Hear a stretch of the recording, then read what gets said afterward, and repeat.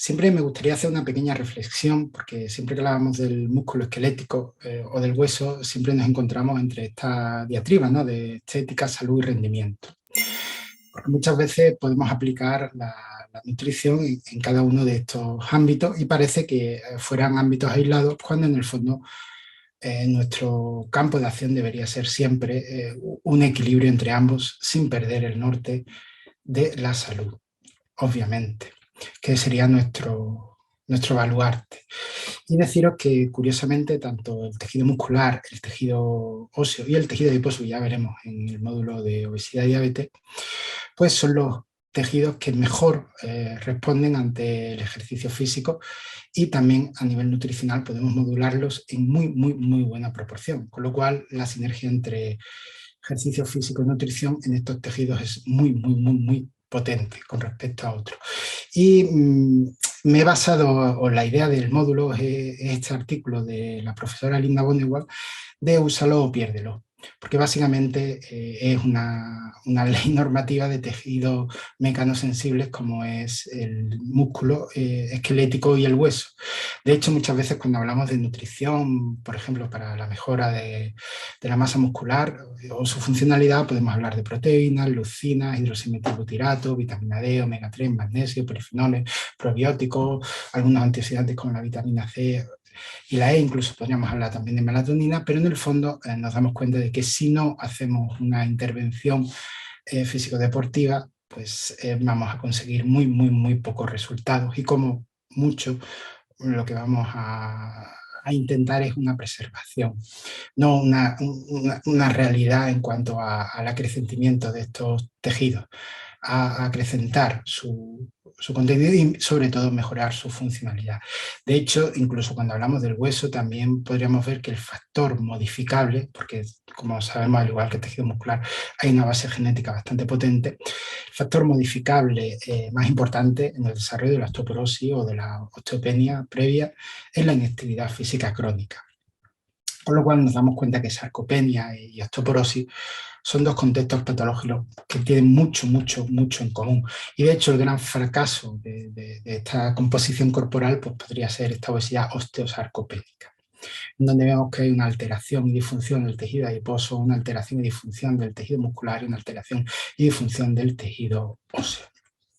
Y también muchas veces cuando hablamos de composición corporal no tenemos en cuenta aspectos como el impacto deletéreo que puede tener una restricción calórica sobre el hueso. Siempre hablamos de masa muscular y tejido adiposo, pero no caemos en cuenta en el hueso y los ratios de desarrollo que tiene el hueso, que es 1,6 con respecto al tejido muscular, con lo cual tarda mucho más en acrecentar y en recuperarse. Y muchas veces caemos en el error de hacer una valoración cuantitativa, pero no una valoración cualitativa de cómo está, no de cuánto tenemos, sino de cómo funciona. De hecho, en el último consenso europeo de sarcopenia nos damos cuenta que previa a la valoración cuantitativa hay una valoración cualitativa, que es la que nos va a dar el pie para seguir indagando en si hay sarcopenia o no.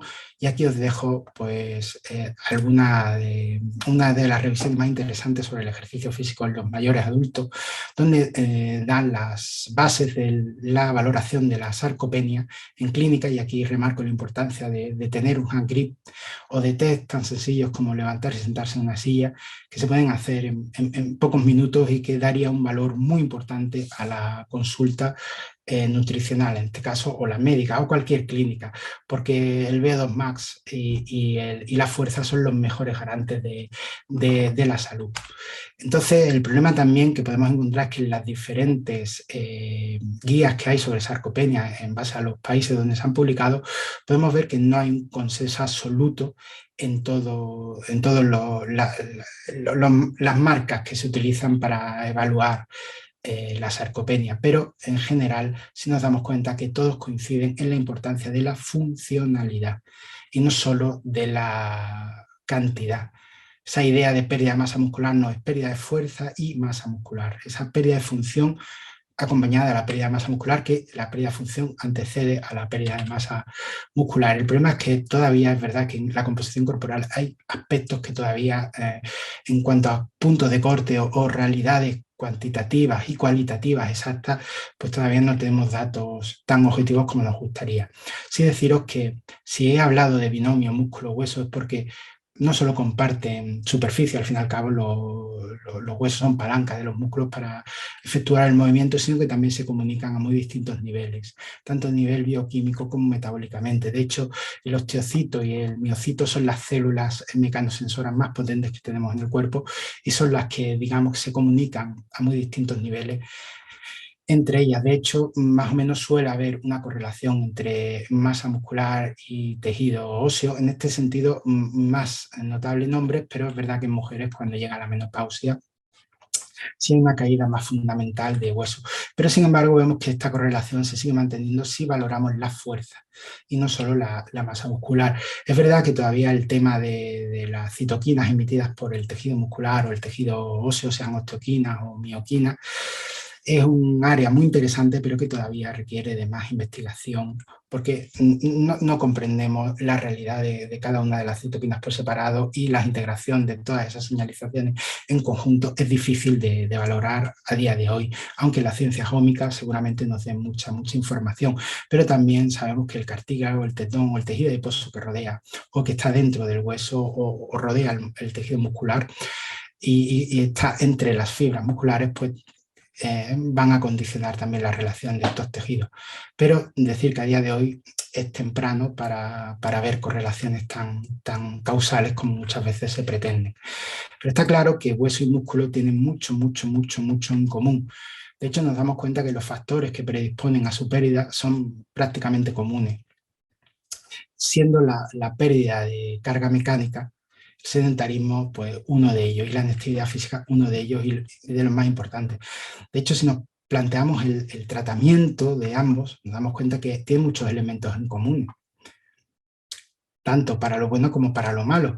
Y esto es interesante porque incluso nos estamos dando cuenta que dentro de lo farmacológico hay fármacos que pueden ir bien para ambos tejidos, como por ejemplo el denosumab o la testosterona o los SAN o los anticuerpos de miostatina, que nos están dando mucha potencialidad en ambos tejidos, no solo en uno.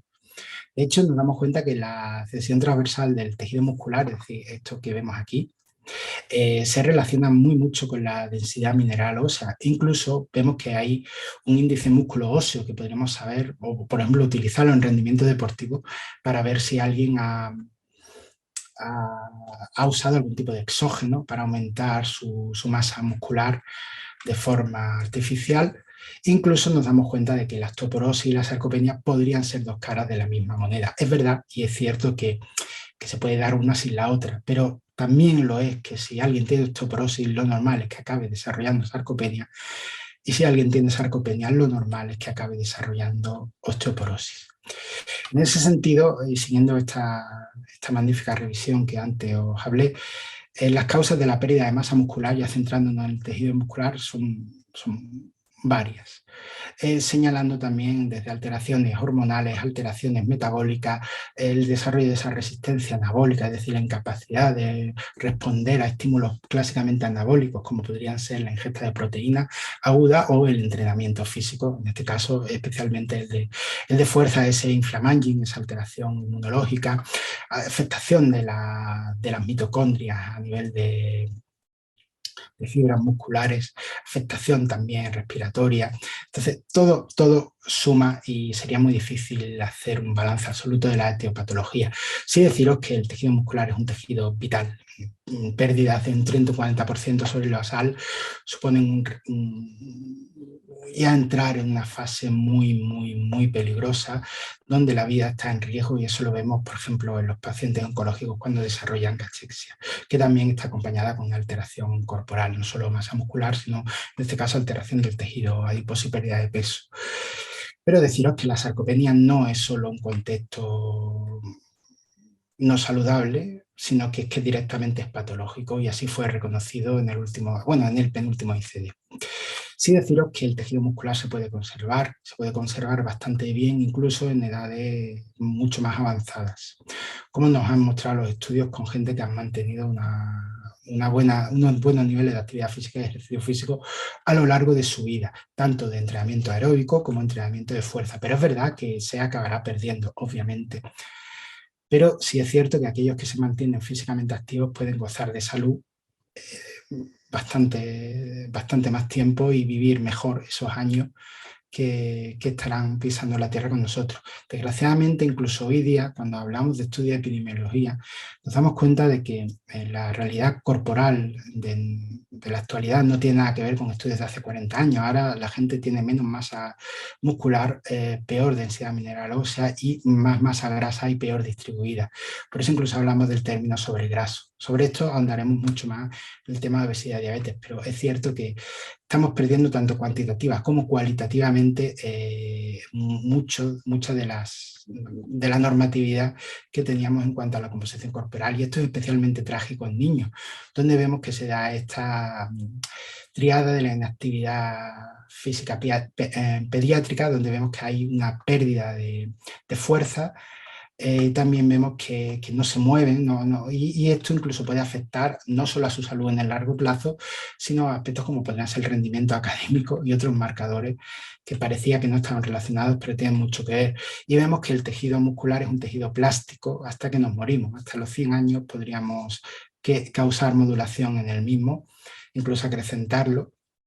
Y esto lo vemos, por ejemplo, no en estudios no nagenarios como los que tiene Miquel Izquierdo, que luego le pondré algún ejemplo, por ejemplo, estudios en gemelos homocigotos, donde vemos que depende de cómo haya entrenado o lo que haya hecho esa persona en ese ámbito en su vida, pues podemos ver diferencias con aquellos que no han hecho ningún tipo de actividad física en cuanto al fenotipo de fibras musculares que presenta, porque ustedes saben que el fenotipo muscular hay determinadas fibras intermedias que pueden cambiar hacia un tipo de fibra u otro, tanto con ejercicio como también en contextos patológicos, como por ejemplo puede ser una fractura ósea, que el músculo que está junto al hueso pues obviamente se emblanquecerá.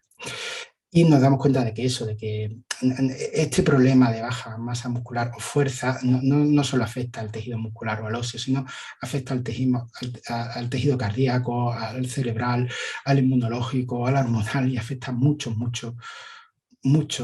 otros tejidos y células de nuestro cuerpo. De hecho, incluso vean la actividad neural de lo que es un juego con ejercicio o sin ejercicio hecho en niños. Con lo cual nos damos cuenta que muchos de los problemas que acontecen en la edad adulta deberíamos empezar a poner el foco también en los más pequeños y hacer que tuvieran una crianza adecuada a nosotros. Igual pasa lo mismo con el hueso. Nuestro mayor pico de desarrollo óseo se da hasta el final de la adolescencia, donde habremos adquirido prácticamente el 90% de nuestra densidad mineral ósea, y luego tendremos otra ventana de oportunidad entre los 20 o 30 años, donde alcanzaremos al final el pico de densidad mineral ósea más alto, y luego poco a poco mantendremos e iremos perdiendo a partir de los 40 o 50 años. Por supuesto, la pérdida de masa ósea es más acuciante en mujeres, se nota más sobre todo por la menopausia, esa alteración de los estrógenos. Entonces nos damos cuenta de que gente que tiene un estilo de vida activo durante toda su vida, pues perfectamente su hueso podría mantenerse en unos niveles saludables. Obviamente perdería con la edad, pero dentro de un rango bastante aceptable. Pero gente que no ha tenido unos buenos niveles de actividad física en esas edades, pues puede generar osteopenia, osteoporosis en edades mucho más tempranas. Y de hecho lo estamos viendo actualmente, y eso es un problema bastante grave. Por eso la OMS hace años habló de que la osteoporosis senil, es decir, igual que la sarcopenia primaria o la osteoporosis primaria, aquella que se produce por la edad, podría ser considerada una enfermedad pediátrica. Ojo aquí que también hay gente que por cuestiones genéticas, mucho más estudiadas en mujeres obviamente que en hombres, pues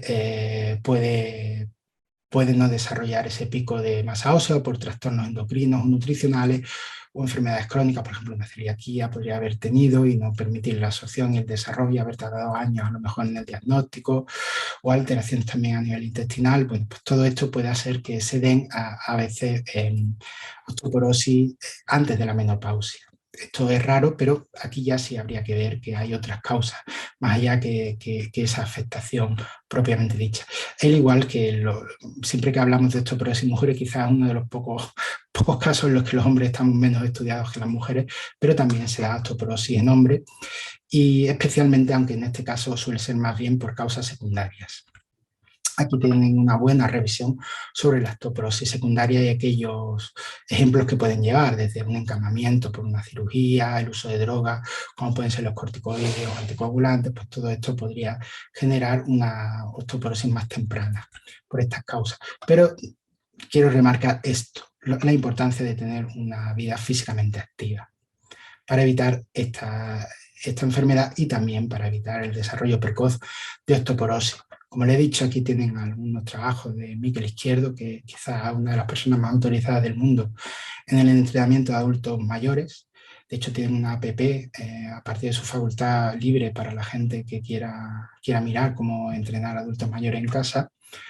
También con medios muy sencillos, con toallas, sillas, cosas que podemos tener, que tiene estudios endogenarios bastante interesantes, y al igual que la fuerza, el consumo máximo de oxígeno se puede mejorar también hasta que morimos. Es decir, estudios endogenarios o en centenarios incluso nos lo dejan claro. Entonces la pregunta es, ¿puede un adulto mayor con osteoporosis o con sarcopenia mejorar su densidad mineral ósea y su masa muscular? Por supuesto que sí puede.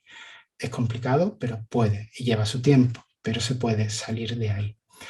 De hecho, ya hay estudios, sobre todo lo que causaba más dudas era la osteoporosis, pero sí se puede mejorar. Obviamente no vamos a conseguir unos niveles como los que tuviéramos en la treintena, pero sí unos niveles bastante estables. Son tejidos plásticos que responden muy bien a todo tipo de estímulos mecánicos. En cuanto al tejido muscular, que esto va a ser una revisión rápida, ya en los apuntes verán mucha más complejidad, pues nos damos cuenta de que, bueno, deberíamos distinguir entre la hipertrofia muscular y la fuerza, aunque van de la mano. Sí es verdad que nosotros ahora mismo dentro del ejercicio físico le damos mucha más importancia a la funcionalidad, a la fuerza, a ganar fuerza, no tanto al concepto de ganar tamaño muscular o ganar volumen muscular, pero también incluso en lo que hablamos hay artículos como estos muy interesantes de Haun y colaboradores, donde nos dicen un poco de cómo medimos lo que medimos y lo que puede pasar en cuanto a qué método usamos. Lo que sí es cierto es que cuando somos adultos mayores perdemos fibras principalmente de tipo 2. Si bien hay muchas teorías y hay muchos efectores posibles y potenciales, todavía no tenemos muy claro por qué esto ocurre, pero sí sabemos que ocurre principalmente en los miembros inferiores. Por eso ya sería un objetivo primordial mantener buenos niveles de movimiento y sobre todo entrenar esa porción corporal. Y vemos que antecede una pérdida de fuerza mucho mayor a la pérdida de masa muscular. ¿Por qué perdemos más masa muscular en las piernas? Una idea que parece que va ganando fuerza es por una alteración en las motoneuronas. Vamos perdiendo motoneuronas y por lo cual se van perdiendo inervación nerviosa de esas fibras musculares. Pero con el ejercicio físico podemos hacer que a lo mejor una motoneurona lance una extensión dendrítica hacia una fibra que ha quedado denervada y reinervarla. Con lo cual la gente que entrena vemos que tiene motoneuronas más grandes, aunque haya perdido número de motoneuronas, es más grande porque ha conseguido crear nuevas extensiones sinápticas y reinervar fibras denervadas, con lo cual la importancia del ejercicio físico es vital en este contexto y en otros. También deciros que, y esto abordaremos mucho más en la obesidad, de que el tejido se llena de colágeno, se fibrosa y aparte hay tejido adiposo inter e intramuscular, y además aumenta la deposición de agua por afectación del sistema linfático, con lo cual muchas veces lo que sería la sección transversal del músculo no tiene que hablarnos de la realidad celular ni metabólica de ese tejido. Mucho cuidado con cómo valoramos el tejido muscular, y aquí os pongo un ejemplo de lo que sería el aumento de ese tejido adiposo inter e intramuscular, y también de la fibrosis que se relaciona con afectación desde la fuerza, la capacidad de producir fuerza, como de la capacidad funcional de tejido en cuanto a su metabolismo, cómo funciona o deja de funcionar.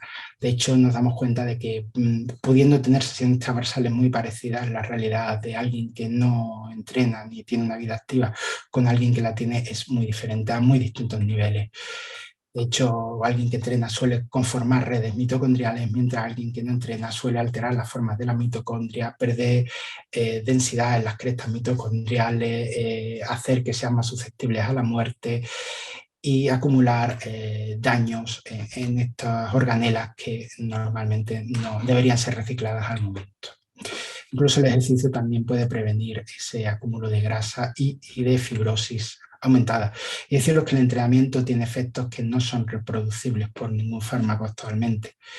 De hecho, en este estudio de Salting, uno de los padres de la fisiología, es decir que las fibras rápidas de sujetos entrenados eran más oxidativas que las fibras lentas de sujetos sedentarios, cuando sabemos que las fibras rápidas no son especialmente oxidativas porque no tienen tanta densidad en mitocondria ni están tan vascularizadas, ni tienen tanta concentración de mioglobina como las fibras rápidas. Cuando a qué es mejor para las mitocondrias, pues todavía el debate está entre esa mezcla de volumen, frecuencia e intensidad, y es interesante, pero bueno, no es parte, más allá de la teoría, podríamos hablar largo y tendido, pero no es parte tan interesante de este tema, como si es que ustedes tengan claro que tanto el entrenamiento de fuerza como el aeróbico va a mejorar esa función mitocondrial.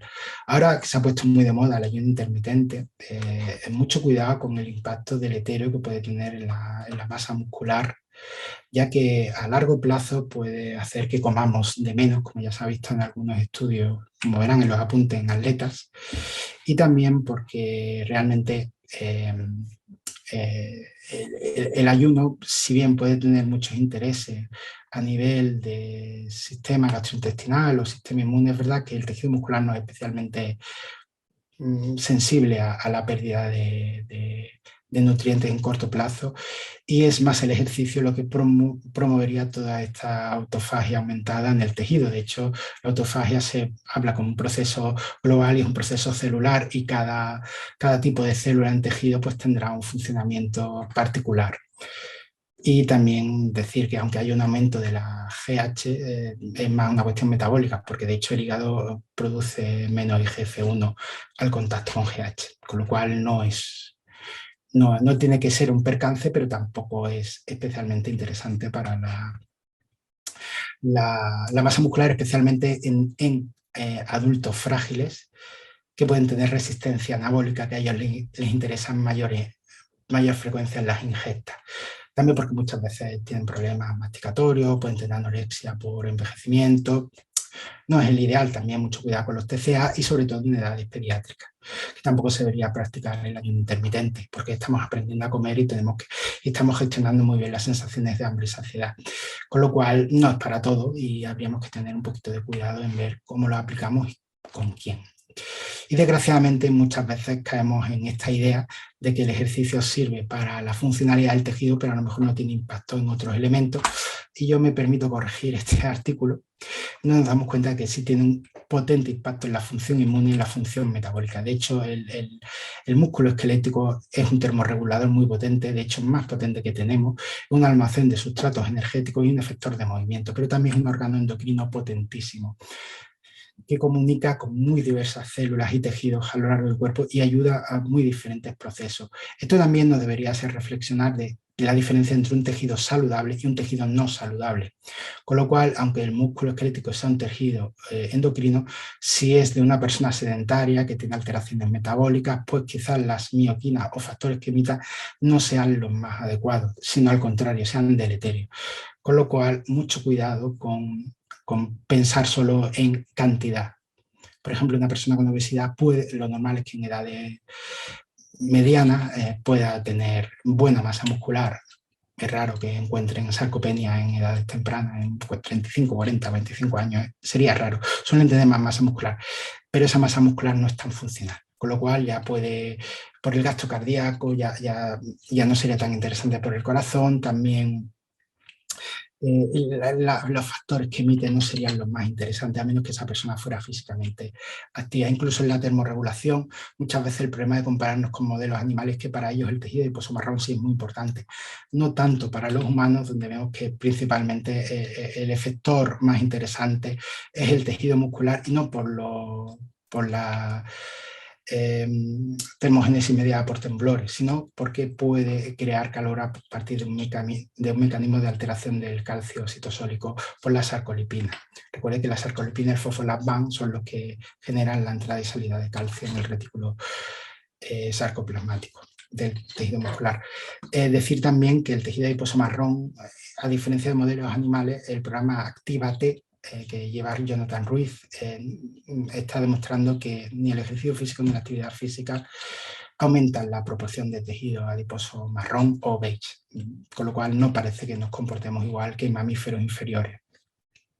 Después la hipertrofia también responde a estímulos locales, con lo cual deberíamos entrenar en general todo el cuerpo, no centrarnos solo en porciones. Esto lo podemos ver en tenistas, donde hay un equilibrio armónico entre el brazo dominante y dominante, o en los restos abdominales. Y si quieren ver una muy buena revisión sobre el tema, pues William J. Kraemer es uno de los grandes autores a seguir, y es muy interesante para que ustedes se metan en la intimidad celular.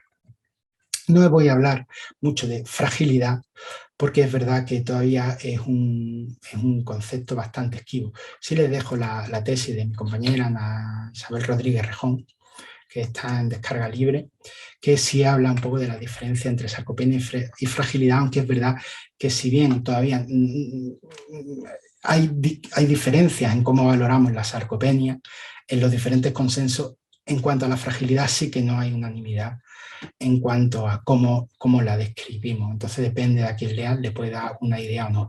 Pero sí es verdad que suele tener más que ver con todo el conjunto de la persona y no solo con la funcionalidad y el tejido muscular. Y también con respecto a la cachexia que se da en cáncer, tampoco me voy a centrar en ella.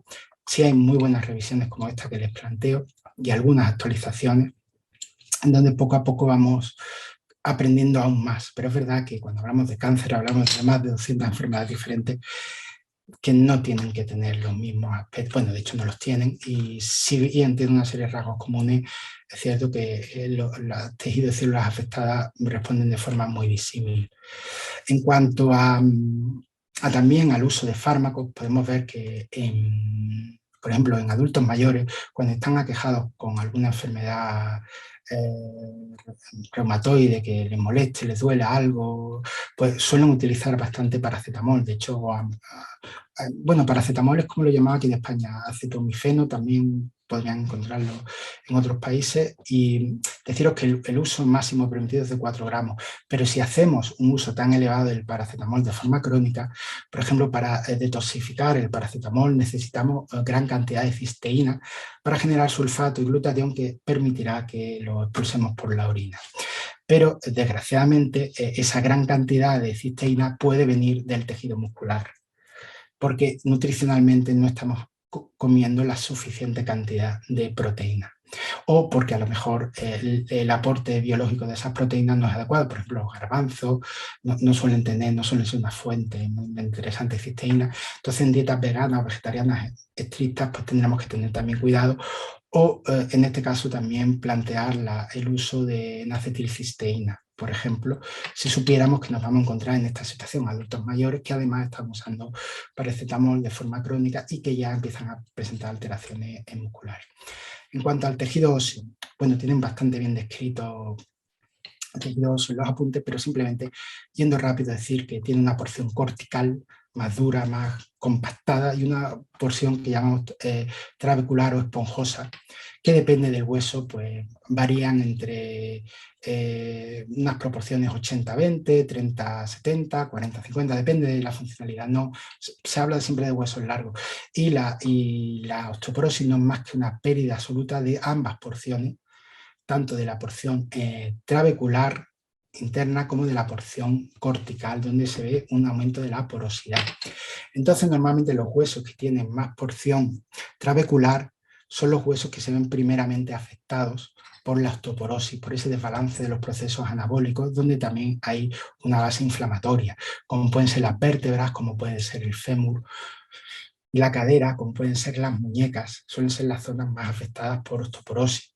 También el interior del hueso está recubierto por esa médula ósea roja y amarilla, tanto el tejido adiposo óseo o médula ósea amarilla como la roja, que son la porción hematopoyética, donde se crean las células de la sangre, tanto plaquetas como glóbulos rojos, como células inmunológicas, y eso poco a poco lo vamos perdiendo con la edad, vamos ganando tejido adiposo óseo o médula amarilla y vamos perdiendo tejido adiposo rojo. Eso es interesante, por ejemplo, para controlar ciertos aspectos de anemia en adultos mayores, en operaciones que a lo mejor necesitan incluirle una inyección de EPO para promover el desarrollo de sangre antes de la intervención por una fractura. Y sí decir que el aumento de tejido adiposo óseo es contraintuitivo porque se aumenta con la restricción calórica y también puede aumentar en enfermedades de contexto inflamatorio. Con lo cual podemos verlo tanto en anorexia nerviosa como en diabetes mellitus o en obesidad. Y también por la radiación en cáncer por la senescencia celular. Sí deciros que la diferencia entre un hueso osteoporótico en fase inicial y avanzada, pues mira la cantidad de tejido adiposo óseo que se acumula y en la forma. Además, el hueso también pierde vascularización con la edad y esto será muy importante.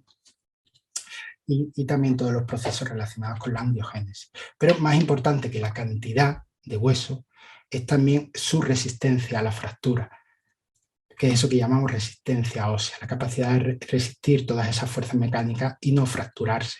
Con lo cual no solo importa la cantidad de tejido que tengamos, sino cómo está ese material, es decir, cómo está esa mineralización que tiene una fase de los osteoblastos cuando depositan el colágeno o depositan los cristales de hidroxiapatita de los cristales fosfocálcicos, tienen que madurar, tienen que asentarse adecuadamente. La mineralización, ese colágeno también podría estar ligado lleno de azúcar y haber reaccionado con productos finales de ligación avanzada. También cómo se ha distribuido adecuadamente a nivel de microarquitectura y no solo de geometría.